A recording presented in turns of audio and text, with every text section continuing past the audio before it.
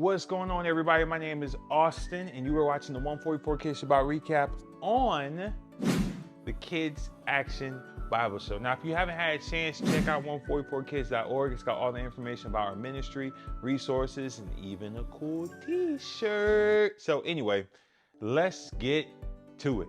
Roll it.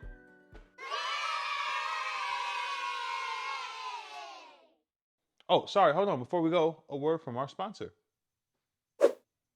Why? Why do you do this to me?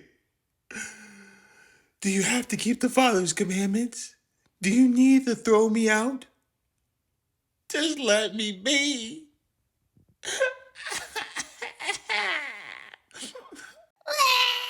All right, I'm sorry, Mr. Loaf. I know how you feel because if you can't tell what we're talking about this episode, well, obviously we're going over the spring feast, right? Like, obviously we have this going on. We're in this series talking about the spring feast. The week previously we talked about Passover, and this week we are talking about unleavened bread. Yes, we are talking about this stuff. This stuff. Ooh. Can you make unleavened bread tacos? Unleavened bread tacos. Think about it. Hey, we might be on something. All right, sorry, I got distracted with tacos. Right now, it's time for the debar of the day.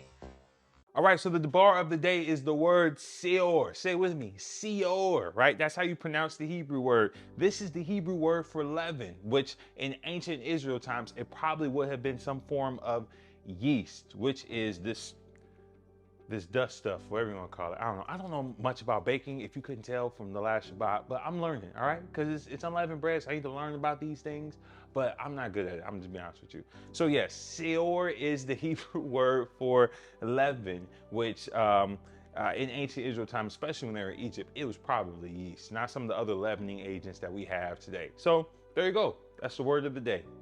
All right, the Feast of Unleavened Bread. Let's get to it. Oh, that's so dry. Oh, gosh. Oh, God. Almost died.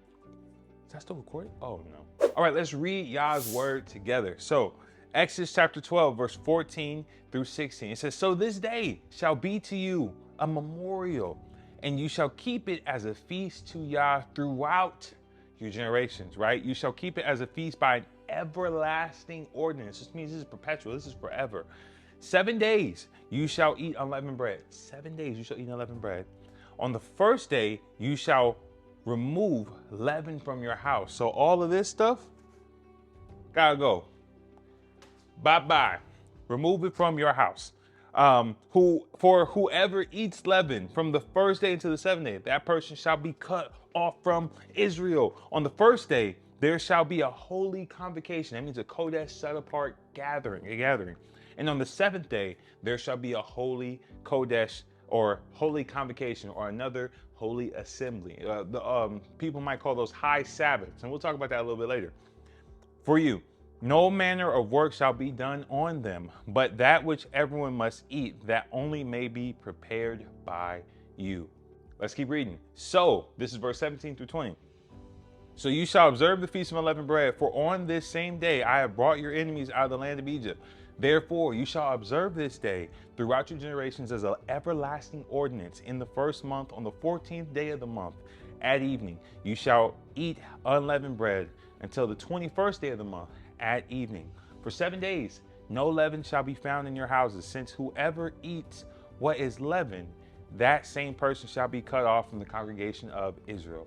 Whether he is a stranger or a native of the land, you shall eat nothing leavened. In all your dwellings, you shall eat unleavened bread." Wow, there's a lot in here. Here's some notes from what we just read, okay? So what I gathered, and hopefully you're taking notes, hopefully you're writing this stuff down. So unleavened bread is a feast that we keep forever, and we keep it as a memorial. We'll talk a little bit more of what we're trying to remember, but it's a feast that the Father has asked us to keep as a memorial. We are to eat unleavened bread for 7 days. Got lost for a second. 7 days. We're supposed to eat unleavened bread for 7 days, right? We're supposed to eat unleavened bread for 7 days, but we're not supposed to eat leaven for 7 days. So only unleavened bread, a lot of unleavened bread, and no bread with leaven in it, right? And we're supposed to remove the leaven from our house. Take it out, pack it up, ship it off. And on the first day and the seventh day, those are rest days, also known as high Sabbath. So we'll talk. So this is everything so far that we've read from the Exodus chapter 12 verse. And if you're trying to understand what unleavened bread is about, you can just pause the video right here and screenshot this. And this will give you a great picture of what unleavened bread is and how we should keep it. Right now, let's dive a little bit more into that first day and the seventh day, those holy convocations, also known as high Sabbaths. All right, high Sabbath. So the word for Sabbath or Shabbat, it means rest, right? So people call the extra rest days that the Father has mandated for Israel, Sabbath days, right? That he put in place, they call those high Sabbaths because we have a weekly Shabbat, right? Every Saturday we get together and we rest just because we're best to follow the Creator's rhythm of work 6 days and rest 7 days. And so for most of us, that's Saturday that we keep that rest day. But throughout Scripture, throughout the year, the Father has these high Sabbath days, the Day of Atonement, the first and the seventh day of unleavened bread, Sukkot, the eighth great day. Like a lot of these days in Scripture, they may not fall on that weekly Sabbath day. And so to make sure we don't confuse, we call those high Sabbath days. And also the difference between the regular Shabbat and the high Sabbath days are normally convocations. They're normally gatherings. You would get together with other believers, other people on this walk, and then you guys would fellowship and celebrate and give honor and glory to the Most High. And so that is, in a nutshell, what a high Sabbath is. All right, leaven. Okay, for the next couple slides, I apologize. I'm just gonna tell you right now. So this is something I'm learning myself, okay? I'm learning myself. So leaven is something that you add to your dough to puff it up and make it rise, right? So Israel would have used yeast. 9 times out of 10, they would have used yeast. That would have been what they had access to in that time frame. Now we have different leavening agents in today's time, baking soda, stuff like that. But right now we're just going to focus on Israel and their context. As you're discerning what to take out of your house for unleavened bread, I hope that you would look into it and you would study and show yourself approved and talk about it with your family. But today we're just going to focus on yeast. So we're going to learn a little bit more about baking. So like I said, leaven something that you add to the dough. Now take a look over here. We got a lot of these pictures here. So I don't know why the number started at 7, but just humor me, right? So at 7, we see some dough being kneaded there or something like that. And 8, it looks like it's being kneaded as well. And then 9, it looks like it's kind of being shaped. And then 10, it looks like this dough is being put in a bowl and it's waiting to rise. So it looks like the yeast was already added to this dough. And then once you get to 11, once it's risen, they put in, I think it's like a bread pan. I mean, I don't know. It's a pot. They put it in a pot and they put the pot in the oven and the bread come out. All right, like just keep going. What I know is there's unleavened bread and then there's leavened bread, right? That's what we have. Unleavened bread and leavened bread. And so we're not supposed to eat the leavened bread and then we're supposed to eat the unleavened bread. That's what we're supposed to do for the 7 days throughout unleavened bread. So, what can we gather? Especially one thing that you should make sure you do on top of eating unleavened bread. You see that leaven right here? You see this bread that this girl has right here put in the box? I don't know. Wait, hold on. Why would you put bread in a box? I don't know where she's going. I don't know where she's going. Just pack that thing up. Just pack that thing up. Take that leaven, pack it up, ship it out. Ship it out. At least for those 7 days. Try your best to honor and memorialize this feast day as best you can. Because, I mean, in a lot of ways, we are doing what Israel did, what all of Israel did. So why wouldn't you want to? And obviously, there's a lot of symbolism and understanding that the Father gives us from keeping his feast days. But this is the commandment. He said, pack up all the leaven in your house and ship it out. All right, so this video, I'm not gonna lie to you, I don't really know what this is. I thought it was like yeast or dough, but somebody told me like there's activated yeast and there's deactivated yeast. And then somebody told me it's fungus and it's alive. And then you take a piece of it and then you add it with the dough and you do the stuff. I don't know. Go to Google or talk to somebody that bakes. I don't know, but I think this is yeast just by itself. I don't think this is the dough. And then you take a piece of it and you add it to dough. I don't know, but this is what I see why he said take it outside your gates. Just put it that way. Like, get that out the house. I don't know what that is. I don't know what to tell you. Point is, first of all, that process, even that yeast that we saw growing, it takes a long time to grow and do all that stuff. I've heard people say days and stuff like that. What we do know, what we can glean from this, is that when Israel left Egypt, they didn't have time to add leaven or yeast or let the dough sit and rise, because I heard it takes a while. So what we know for sure is Israel definitely ate unleavened bread because they wouldn't have had time to sit around for it, especially after the Father came and cast judgment on all of Egypt, and they had to get up and bounce and get out of there. So this makes a lot of sense why he said, hey, don't bake regular bread, because you're not going to be there. You're not going to be there with the rising. You're not eating it. You ain't going nowhere.